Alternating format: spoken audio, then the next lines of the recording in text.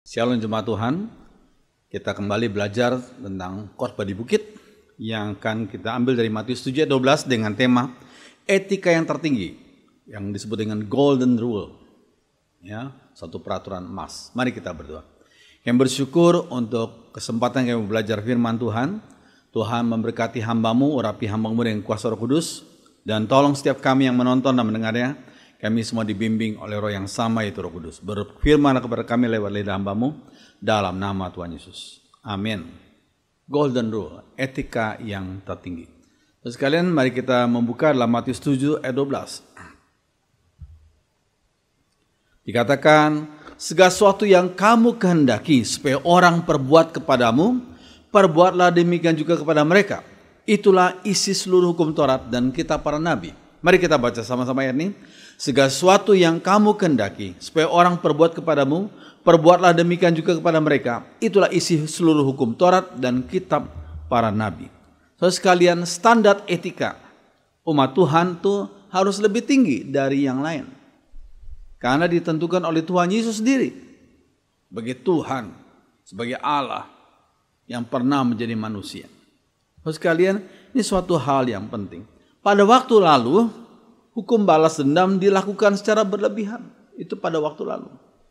Hukum balas dendam dilakukan secara berlebihan. Saudara sekalian, saya ambil contoh, saudara sekalian, daripada satu perbuatan yang dilakukan oleh seorang anak. Anak ini umur 8 tahun, dia mencuri. Ya, kemudian ketangkap anak ini, kemudian sesuai dengan hukum yang ada di Iran sekian tahun yang lalu, yaitu anak ini karena mencuri, maka akibatnya akan dibuat tangan yang mencuri itu akan dijadikan atau dipatahkan. Terus kalian lihat gambar ini. Gambar yang sadis, ya. Dan saya tidak akan mempertontonkan semua gambar, ya, karena tidak baik juga untuk kita tonton. Terus kalian, karena anak ini umur 8 tahun ketangkap basah mencuri, maka di hadapan orang banyak dia akan digilas dia punya tangan. Sekalian sudah lihat, ya. Kemudian kita lihat, nah ini itu bannya siap untuk menggilas tangannya dia. Ada gambar lagi yang tidak membangun, saya pikir saya skip saja. Terus sekalian, ini adalah gambar, itu adalah bukti bahwa hukum yang namanya hukum balas dendam. Terus sekalian, bahkan dilakukan perbuatan yang melebihi daripada apa yang dilakukan. Dia mencuri mungkin sepotong roti, tapi dibalas dengan begitu luar biasa kejamnya. Ya, diganti dengan tangan yang tidak bisa berfungsi lagi, patah tangannya. Terus kalian, kalau kita melihat satu hukum yang namanya hukum Hammurabi. Ini Hammurabi adalah seorang mantan raja Babilonia yang hidup 1700 sebelum Masehi. Maka Hammurabi ini menuliskan mata ganti mata, gigi ganti gigi. Sekalian, ini kan mirip dengan apa yang diajarkan oleh Tuhan Yesus, bukan? Mata ganti mata, ya, gigi ganti gigi. Maksudnya apa? Maksudnya adalah untuk membatasi pembalasan dendam yang berlebihan. Ya, untuk membatasi pembalasan dendam yang berlebihan. Ya. Kita pada saat ini tidak membahas tentang hukum Hammurabi secara lebih dalam lagi, karena nanti ada hal-hal yang menarik di situ. Tapi kita melihat bahwa hukum Tuhan pasti lebih tinggi daripada hukum yang dibuat oleh manusia. Ya, apa itu yang lebih tinggi? Pada lain kesempatan kita akan belajar hal ini. Tapi ini satu contoh yang baik dari hukum Hammurabi, mata ganti mata, gigi ganti gigi, untuk membatasi pembalasan dendam yang berlebihan. Terus sekalian, kalau kita membaca selanjutnya dalam Matius 5 ayat 38 dan 39, terus sekalian, dikatakan, jikalau ada seorang menampar pipi kananmu, berilah pipi kirimu. Terus sekalian, tetapi waktu Yesus itu di hadapan imam besar Kayafas, kemudian seorang prajurit itu menampar salah satu bagian pipinya. Tuhan Yesus ketika ditampar salah satu bagian pipinya, Tuhan Yesus tidak serta merta berkata, kau tuh tadi menampar pipi siniku, sekarang silakan tampar pipi yang berikutnya. Tidak, Yesus tidak melakukan demikian. Tapi Yesus berkata, kalau perkataanku itu salah, tunjukkanlah salahnya di mana. Tapi jikalau perkataanku itu benar, mengapa engkau menampar aku? Dan prajurit daripada Kayafas tidak lagi melakukan hal yang berlebihan. Terus sekalian, Yesus bersikap tidak membalas kejahatan yang kejahatan, tapi dia tidak juga membiarkan perbuatan yang semena-mena itu terjadi terus. Satu sikap yang penting daripada Tuhan Yesus. Jangan membalas penghinaan dengan penghinaan. Ya, Tuhan kita mengajarkan demikian. Terus sekalian, kalau kita melihat yang berikutnya. Perlakukanlah orang lain seperti kalian ingin diperlakukan oleh mereka. Itulah inti hukum Musa dan ajaran nabi-nabi. Saya kutip Matius 7:12 ini dalam terjemahan sehari-hari. Perlakukan orang lain seperti kalian ingin diperlakukan oleh mereka. Perlakukanlah orang lain seperti kalian ingin diperlakukan oleh mereka. Itulah inti hukum Musa dan ajaran nabi-nabi. So sekalian, kalau kita melihat golden rule ini diberikan kepada para murid Tuhan, yaitu orang-orang yang sudah percaya dan terima Yesus sebagai juru selamat. So sekalian, dan kita yang sudah percaya Yesus, kita bertekad untuk jadi murid-murid Tuhan yang mau belajar terus akan firman Tuhan yang diajarkan kepada kita. Firman Tuhan yang sifatnya kekal itu. Ya, terus kalian, ini suatu hal yang penting. Orang-orang yang mengalami pengudusan konsep diri dan paradigma mereka, itulah murid-murid Tuhan. Kita yang menjadi murid Tuhan lah, pikiran kita dikuduskan, konsep berpikir kita dikuduskan, paradigma kita dikuduskan oleh firman Tuhan. Saudara sekalian, ini suatu hal yang penting. Nah, saudara sekalian, orang yang dikuduskan konsep berpikir oleh firman Tuhan itu akan menolak sikap sadisme dan masochisme. Ya, sadisme itu orang itu menikmati kalau bisa menyiksa orang lain. Tapi masochis, dia menikmati kalau dirinya disiksa. Ini dua-dua gejala psikologis yang tidak normal. Sadisme, orang itu menikmati kalau bisa menyiksa orang lain. Tapi kalau masochis, kalau orang lain menyiksa dia bisa menikmati. Dia nikmati siksaan yang ditimpakan oleh orang lain itu. Terus kan kita orang Kristen janganlah bersikap sadisme dan masochis. Ya, tapi kita sebagai umat Tuhan adalah orang-orang yang mengalami pengudusan konsep diri dan paradigma diri. Terus kan ini suatu hal yang penting. Nah, saudara-saudara, kalau kita melihat golden rule, ya pada yang Yesus lakukan itu bersikap atau bersifat positif dan aktif. Perlakukanlah orang lain seperti kalian ingin diperlakukan oleh mereka. Perlakukanlah orang lain positif, aktif, seperti kalian ingin diperlakukan oleh mereka. Kita ingin orang lain menghormati kita, hormati mereka. Kita ingin orang lain menolong kita, tolonglah mereka. Kita ingin orang lain mengasihi kita, kasihlah mereka. Jadi ini satu sikap yang positif dan aktif. Itulah golden rule, peraturan emas. So, sekalian, nah, kalau kita bandingkan golden rule daripada yang Yesus ajarkan kepada umatnya ini, kalau kita bandingkan beberapa ajaran etika dari para guru lainnya, nah kita lihat selanjutnya ini. Yang pertama adalah seorang yang bernama Hillel. Hillel itu seorang Yahudi, guru Yahudi yang hidup tahun 110 sebelum Masehi sampai tahun 10 Masehi. 110 sebelum Masehi sampai tahun 10 Masehi. Ini Hillel. Sekalian, Hillel berkata apa? Apa yang kau benci, jangan lakukan hal tersebut kepada orang lain. Seperti mirip-mirip dengan yang Yesus ajarkan, tapi beda. Sebab di sini Hillel menuliskan kata jangan, berarti negatif. Ya, apa yang kau benci, jangan lakukan hal itu kepada orang lain. Ya, jadi berarti ajaran etika Hillel adalah ajaran yang negatif, ya. Kemudian jadi pasif, ya. Terus sekalian yang berikut ya. Kalau kita melihat selanjutnya adalah ajaran disampaikan oleh Tobit. Tobit 4 ayat 15a dikatakan, apa yang tidak kau sukai sendiri, janganlah kau perbuat kepada siapapun. Yaitu juga negatif dan akhirnya pasif. Apa yang tidak kau sukai sendiri, janganlah kau perbuat kepada siapapun. Nah, saudara sekalian, yang berikutnya, ini ajaran Kongfucu. Ajaran Kongfucu berkata apa? Apa yang engkau tidak mau terjadi dalam hidupmu, jangan lakukan kepada orang lain. Ya, ini negatif dan akibatnya pasif. Apa yang kau tidak mau terjadi dalam hidupmu, jangan lakukan kepada orang lain.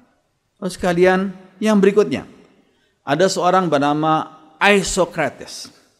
Isocrates seorang ahli pidato dari Yunani kuno. Dia yang menasihati pegawai negeri bawahannya. Dia menasihati pegawai negeri bawahannya. Nah, Isocrates ini adalah seorang yang terkenal pada zamannya, yang hidup tahun 436 sebelum Masehi sampai 338 sebelum Masehi. Ya. Dia dari Yunani ini mengajarkan hal-hal yang sifatnya etika. Ya, Isocrates. Dan Isocrates berkata apa? Jangan lakukan kepada orang-orang lain hal-hal yang membuat kalian sendiri marah. Jangan negatif. Jangan lakukan ya kepada orang-orang lain hal yang membuat kalian sendiri marah.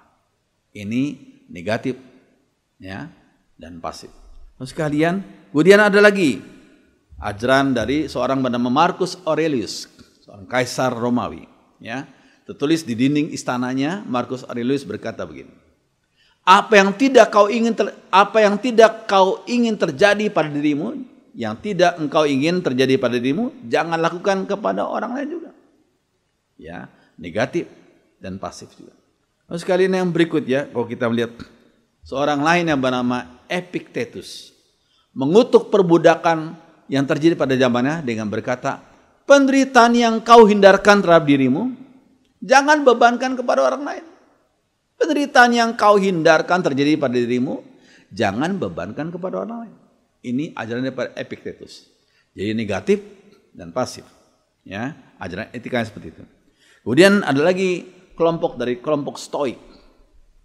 Nah, kelompok Stoik dari Yunani itu berkata, apa yang kau tidak ingin terjadi pada dirimu, jangan lakukan kepada orang lain juga. Nah, ini sekali lagi pasif. Ya, jadi negatif.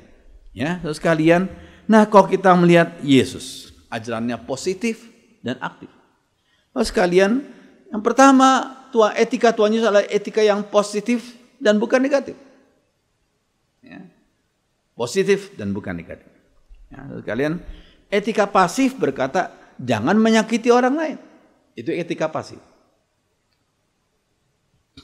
Tetapi hasilnya tidak lakukan apa-apa, ya pasif saja.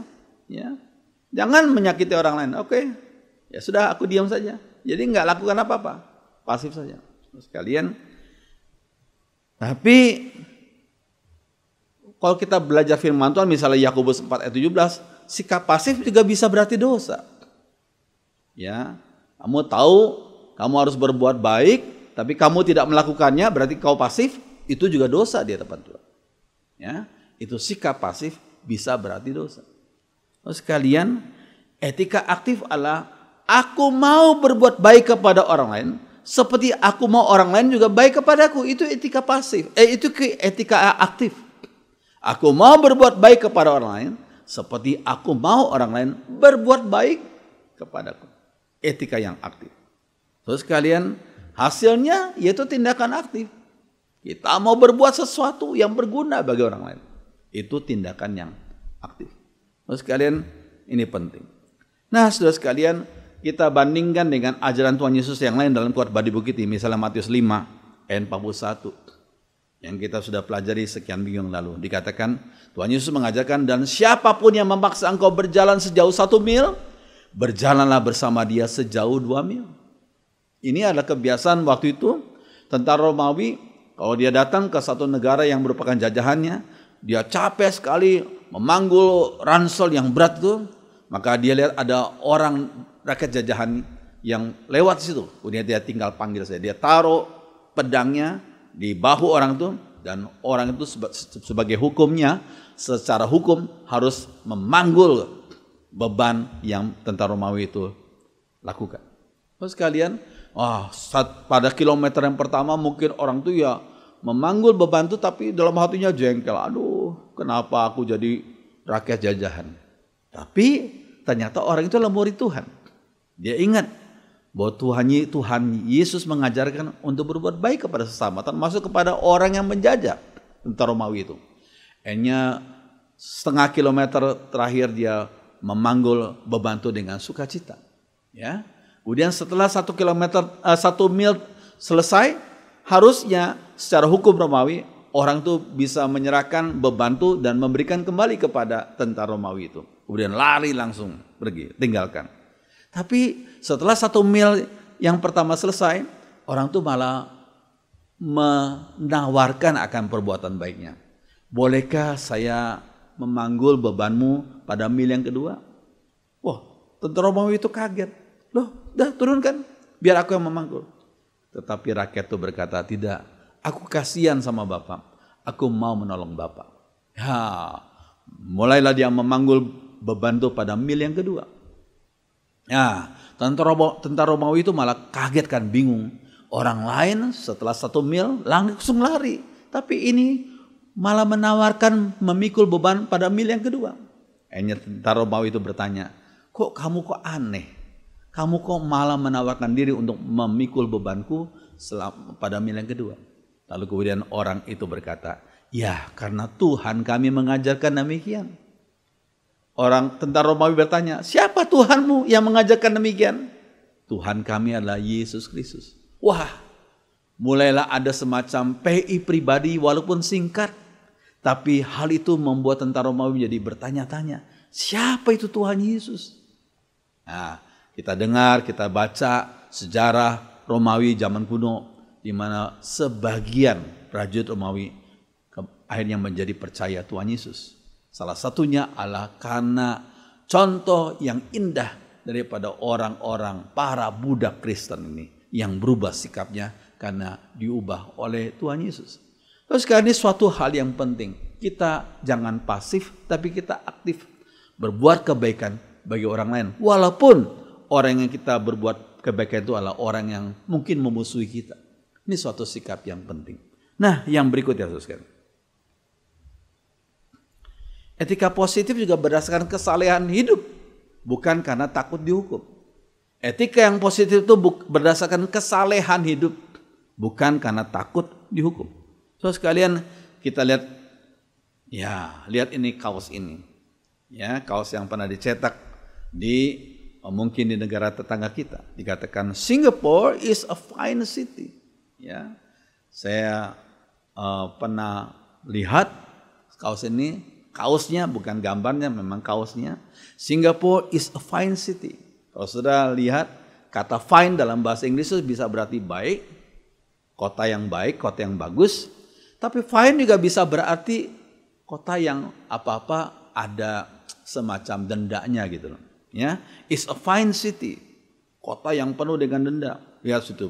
Kalau kau membuang puntung rokok sembarangan, ada dendanya. Ya, engkau membuang ludah sembarangan, ada dendanya. Engkau membuang sampah sembarangan, ada dendanya. Ya, engkau membuang ludah sembarangan, ada dendanya. Terus kalian makanya dikatakan Singapore is a fine city. Kota yang penuh dengan denda. Sehingga kalau kita pergi ke Singapura memang kotanya bersih, bagus. Ya. Cuma kalau orang-orang tertentu di Singapura waktu pas nyebrang ke Batam, ya mungkin cuma setengah jam nyebrang dengan laut, dengan kapal lautnya. Wah, sampai di Batam lain lagi itu peraturan. Wah, mereka bisa buang ludah sembarangan, bisa kencing sembarangan, mungkin gitu ya, terus kalian, karena tidak lagi ada di bawah Singapura. Terus kalian, saya pikir atau sikap yang tidak baik kepada yang terjadi pada sebagian orang. Mereka tidak lakukan pelanggaran karena takut dihukum. Mereka tidak buang ludah sembarangan karena takut didenda. Itu sikap etika yang tidak baik. Kita kalau berbuat baik karena takut kalau berbuat salah kita takut dihukum, berarti kita etikanya levelnya sama dengan orang-orang seperti itu. Oh sekalian, kita berbuat baik sebagai umat Tuhan kepada orang lain karena Tuhan kita mengajarkan demikian. Itu sikap yang penting. Kita bukan karena takut dihukum, tapi karena Tuhan kita mengajarkan demikian. Untuk berbuat baik kepada sesama manusia, bahkan kepada orang yang pernah menyakitimu. Terus sekalian, ini suatu hal yang penting. Terus saudara sekalian, kita berbuat suci karena Tuhan kita mengajarkan demikian. Bukan karena kita takut dihukum, tapi kita berbuat suci karena Tuhan kita mengajarkan demikian. Dan Tuhan yang mengasihi kita, kita coba berusaha untuk mengasihi beliau dengan cara melakukan apa yang beliau kehendaki. Terus sekalian, ini suatu hal yang penting. Kita mempunyai etika positif berdasarkan kesalehan hidup, bukan karena takut dihukum. Terus sekalian, yang ketiga, Terus sekalian, etika positif berdasarkan kasih agape. Terus sekalian, agape adalah apa? Selalu berbuat untuk kebaikan orang yang dikasihi. Itu ya. Siapakah yang harus kita kasih? Musuh kita pun harus kita kasih, harus kita agape. Ya, firman Tuhan mengajarkan demikian. Jangankan orang-orang yang baik sama kita, musuh kita pun kita perlu agape. Kasih mereka dengan kasih yang tanpa syarat. Meskipun engkau menyakiti aku agape sama kamu. Meskipun engkau mengacaukan aku agape sama kamu. Meskipun engkau pernah merugikan aku tetap agape kepada kamu. Kasih yang tanpa syarat. Itulah kasih Tuhan, kasih agape. So sekalian kita sebagai umat Tuhan kita merefleksikan, ya, memantulkan kasih Tuhan dalam hidup kita sehari-hari. Ini suatu hal yang penting. So sekalian kita mempunyai prinsip etika yang positif, ya, bukan hanya tidak menyakiti orang lain. Misal saja ada sebagian orang yang beraninya dan nekat-nekatnya ngebom orang lain, ngebom satu tempat dan dia jadi mati martir, ya, mati syahid. Saya pikir kita sebagai umat Tuhan juga berpikir bahwa kematian itu sia-sia adanya. Ya, saudara sekalian, kita tidak mau menyakiti orang lain, saudara sekalian, tapi kita malah bertekad untuk menjadi seorang berkat bagi orang lain.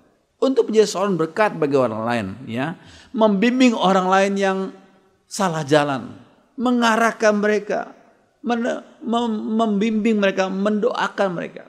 Ini satu sikap yang penting. Kita harus punya sikap etika yang positif yang berdasarkan kasih agape yang dari Tuhan, kasih yang tanpa syarat, kasih yang meskipun. Lalu sekalian, saya senang dengan gambar yang berikut ini. Ini gambar ini dari orang yang pernah begitu dekat dengan kami. Ya, saya sangat Budiana sama anak kami yang pertama sangat dekat. Orang ini namanya Lisa Wayusari. Pernah Tuhan pakai menolong kami, ya, ikut menolong menjadi babysitternya Melkai. Apalagi waktu kami berdua harus studi di Filipina, Lisa diberikan biaya tiket pesawat oleh kakak ipar saya. Akhirnya dia bisa ikut dengan kami, ya, di Filipina, ya. Terus sekalian, kalau nggak ada Lisa, kami berdua nggak bisa studi. Karena ada Lisa, kami berdua bisa studi, ya. Dan karena si Melkai, anak kami pertama itu ditolong dan didampingi oleh Lisa. Terus sekalian, waktu kami waktu Lisa pertama kali ikut kami ke sana, Lisa itu, ya, SMP saja belum selesai dari kota Malang pinggiran tuh, ya. Akhirnya dia rasanya gimana waktu sampai sana orang-orang pakai bahasa Inggris dia nggak ngerti, ya. Sehingga kalau ada orang lain datang dia langsung lari kasih tahu kami ada tamu datang karena dia nggak ngerti bahasa Inggris. Tapi puji Tuhan, Tuhan pakai Lisa, Tuhan berikan kepada dia talenta untuk berbahasa, ya. Sehingga sambil dia ngurus Malakai sambil dia belajar bahasa Inggris dari anak-anak kecil, ya. Kemudian belajar bahasa Inggris dari orang tua daripada anak-anak itu, ya. Jadi secara informal gitu belajar. Akhirnya dia bisa berani pergi ke gereja sendiri, ya, ke gereja di Baguio City itu sendiri tanpa kami. Waktu dia pulang kami tanya, ngerti nggak tadi yang dikhotbahkan? Ya puji Tuhan ngerti Pak, ya. Rupanya dia bisa menangkap, ya. Puji Tuhan dia membantu kami selama 2 tahun lebih, 2 tahun 2 bulan kalau tidak salah, ya. Nah, kemudian waktu dia balik lebih dahulu daripada kami karena visanya tidak bisa diperpanjang, ya balik ke Jakarta, ke tempat. Akhirnya Tuhan tolong dia, Tuhan pakai kakak ipar saya, ya, untuk memberikan training babysitter kepada dia, ya, memberikan training babysitter kepada dia di Jakarta. Nah, waktu dia sudah selesai, datanglah seorang dari luar negeri yang datang ke tempat babysitter itu. Ada nggak babysitter yang bisa bahasa Inggris? Kami butuh untuk merawat anak kami, ya. Wah, yang cari itu adalah orang dari luar negeri, ya. Waduh, hanya satu-satunya orang yang bisa berbahasa Inggris yaitu Lisa ini. Kemudian Lisa bisa bekerja di satu apartemen di Jakarta yang terkenal itu, ya. Kemudian dia bisa mengurus anak itu dari mereka yang dengan bahasa Inggris ya. Dan dia bisa dia tahu bahasa Inggris waktu sejak ikut kami ya. Terus kalian akhirnya kemudian Tuhan pakai Lisa menjadi berkat bagi anak daripada pasangan ini. Dan Miss Lisa ternyata kerjanya bagus ya, kerjanya baik, akhirnya disekolahkan. Kamu lulus sampai lulus SMP, lulus SMA sambil tetap kerja ya. Kemudian bisa kuliah ya.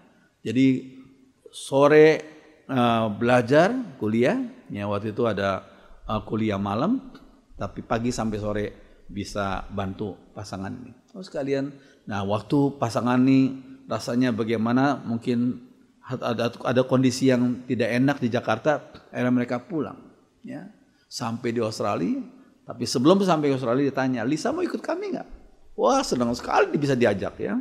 Jadi dia bisa kerja sama-sama mereka di Australia, dan kemudian bisa melanjutkan ambil S2 di Australia. Luar biasa kan ya. Dan waktu itu Lisa akhirnya bisa menikah dengan seorang duda ya.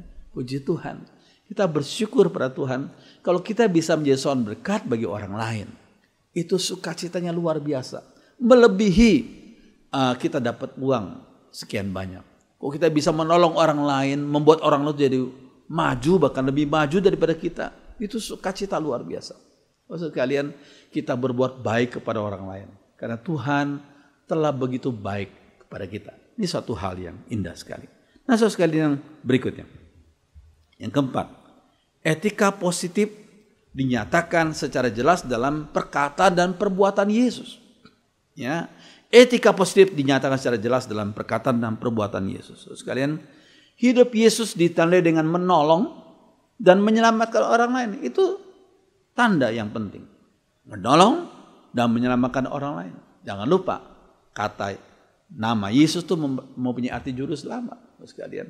Nah, kalau kita perhatikan, ya. Namun beliau yang suka menolong dan menyelamatkan orang lain, beliau juga menegur dengan keras.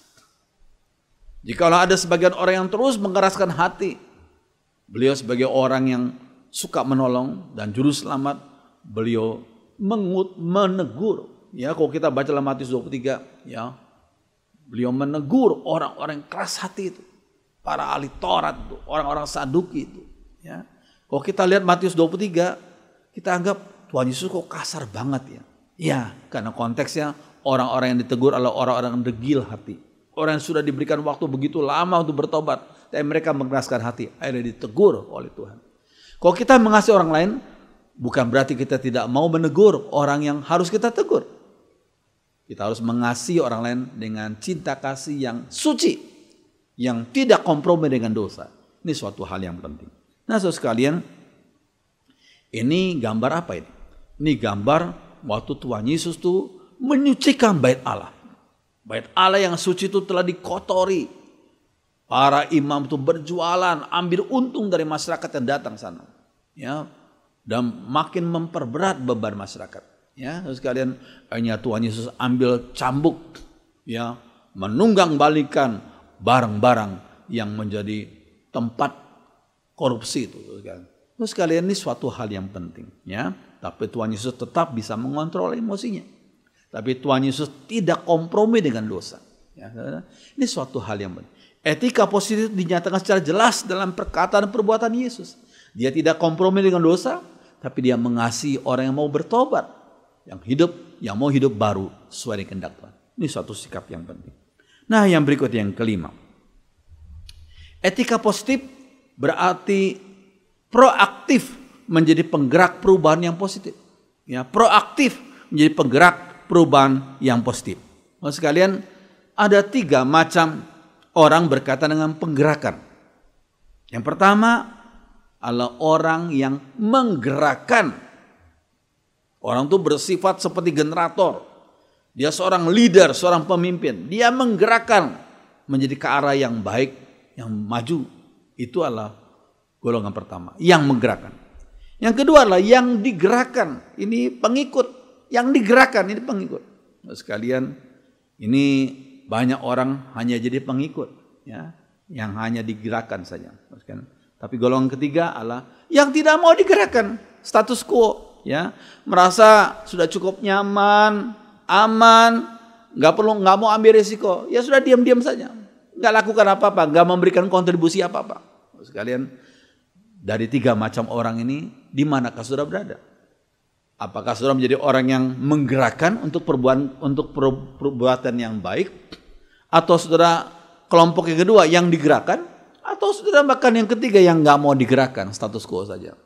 Biarlah kita menjadi orang pertama yang mau menggerakkan ke arah perubahan yang positif.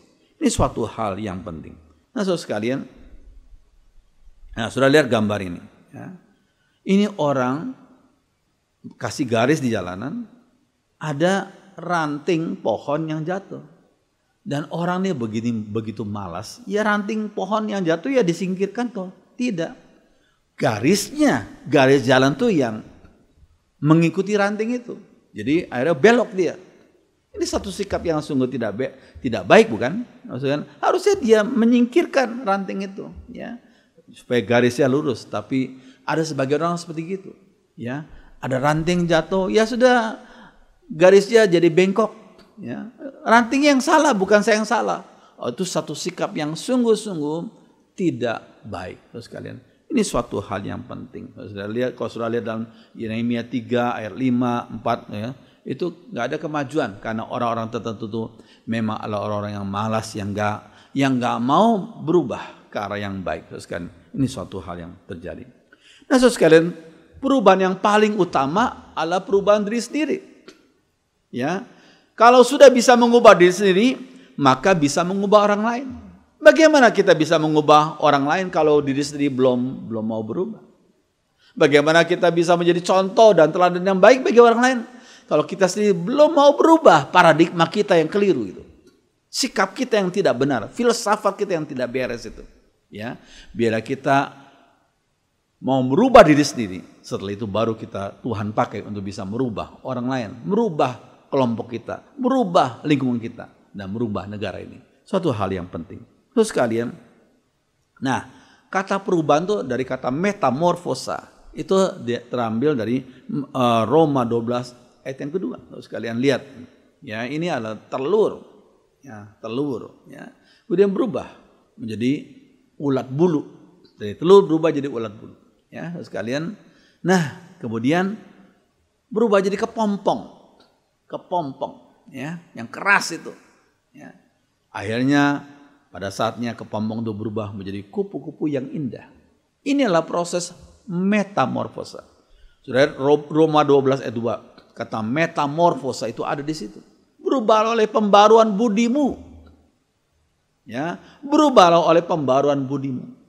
Biarlah kita sebagai umat Tuhan bersikap jadi contoh yang baik dengan berubah pembaruan budi kita, sehingga dinyatakan dalam perubahan sikap kita agar kita memuliakan Tuhan dan menjadi berkat bagi orang lain. Saudara, ini suatu hal yang penting.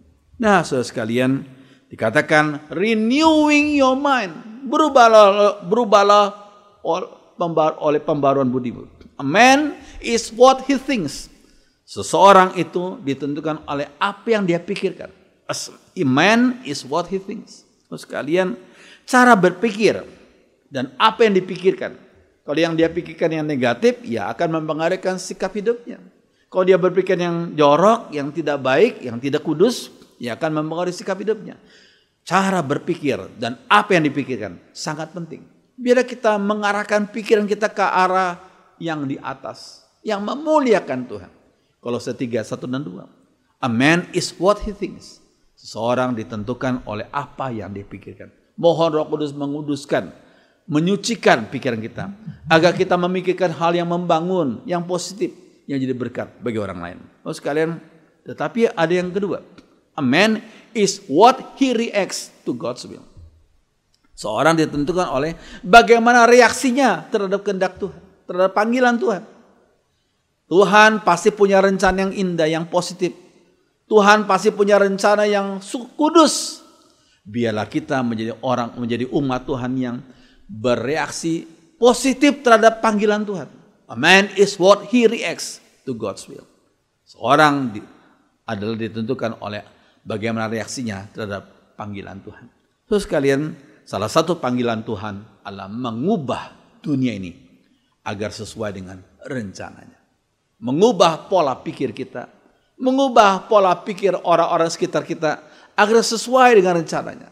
Mengubah pola pikir kota kita, desa kita, negara ini, dunia ini agar sesuai dengan rencana Allah. Agar sesuai dengan pikiran dan kehendak Allah. Ini suatu hal yang penting. Saudara sekalian, biarlah firman Tuhan pada hari ini memberikan kita bimbingan, memberikan kita kekuatan, memberikan kita arahan. Amin.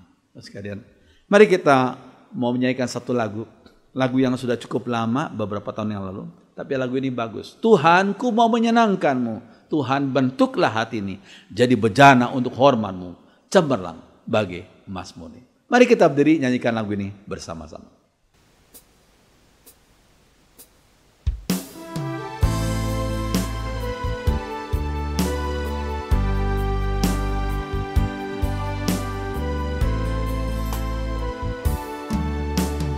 Tuhan, ku mau menyenangkan-Mu.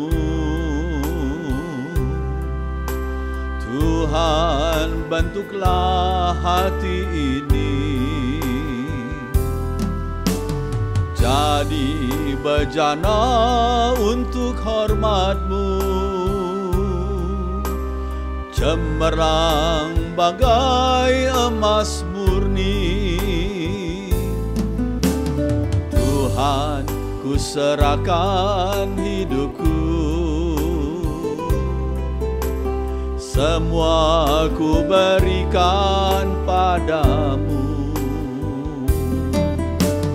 Kuduskan hingga tulus selalu, agar aku menyenangkan-Mu, menyenangkan-Mu, senangkan-Mu.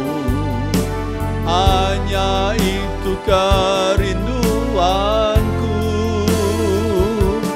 menyenangkan-Mu, senangkan hati-Mu. Hanya itu kerinduanku.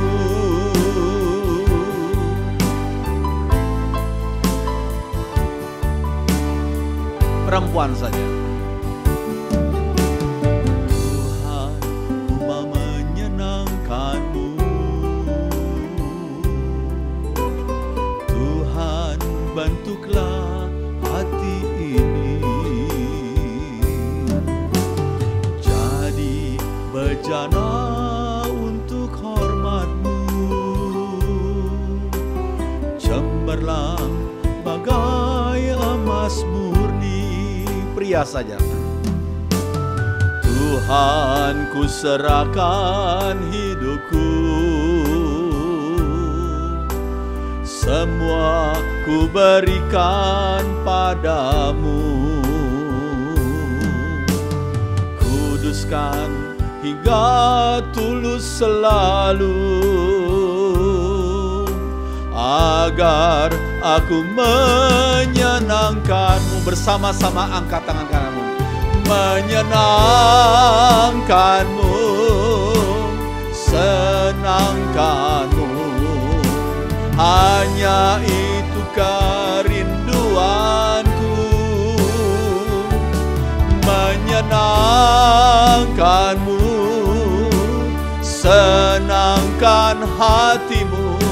Hanya itu kerinduanku, menyenangkan-Mu, menyenangkan-Mu, senangkan-Mu. Hanya itu kerinduanku, menyenangkan-Mu, senangkan hati-Mu. Hanya itu kerinduanku, hanya itu kerinduanku, hanya itu kerinduanku. Sekali lagi, hanya itu kerinduanku.